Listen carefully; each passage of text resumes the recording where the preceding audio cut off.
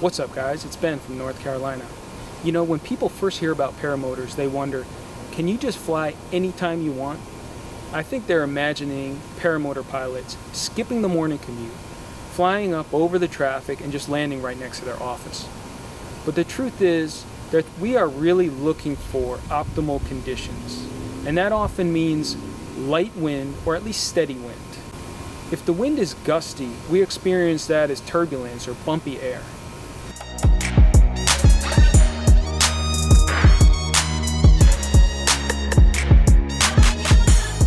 For a newer pilot, you want to avoid some of the anxiety that comes along with that turbulence, so you're definitely looking for smoother air. I spent a long time on Saturday studying the windsock, the clouds, the radar, and other weather tools.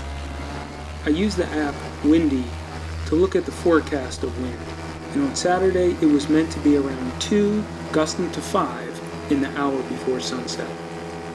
And the windsock had laid down, so I was ready to send it.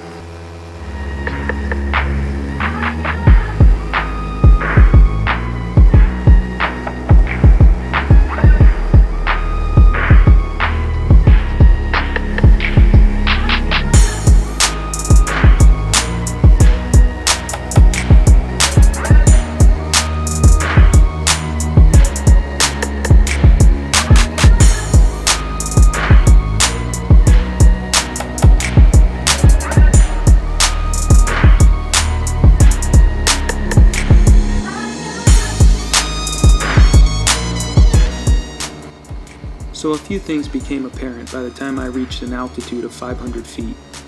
Tonight was stunningly beautiful, and it was also a little bit turbulent.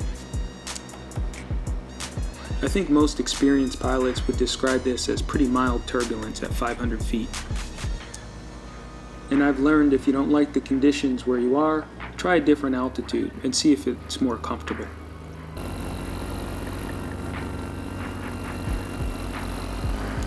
And just like that, the air was smoothing out again. And still I chose to land shortly after.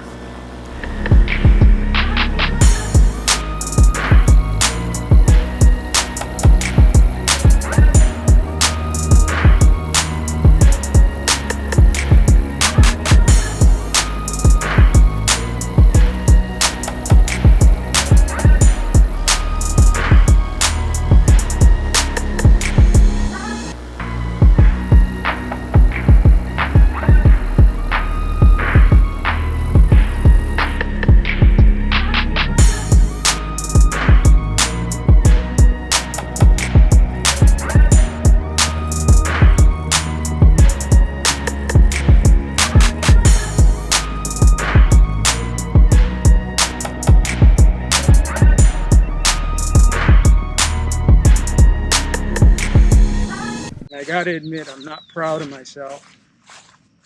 I hit some bumps as I was climbing up over a few hundred feet. The atmosphere's been a little bit unstable today. There have been some thunderstorms in the area.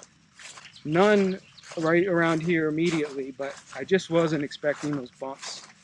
On the ground, it's perfectly still.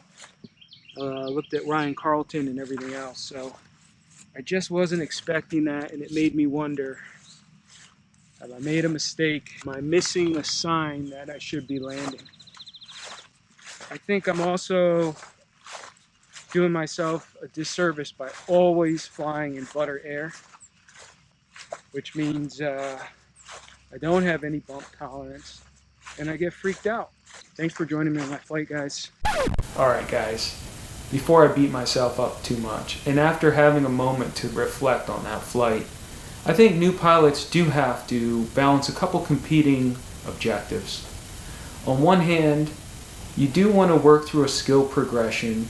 You want to round out your experiences and work on your bump tolerance. But on the other hand, you need to honor and respect the limits that you set for yourself as a pilot in command. And I think I can live with the choice that I made on that night. And in fact, the very next night I got out for a great flight that lasted over an hour. And I hope you guys come check it out in my next video.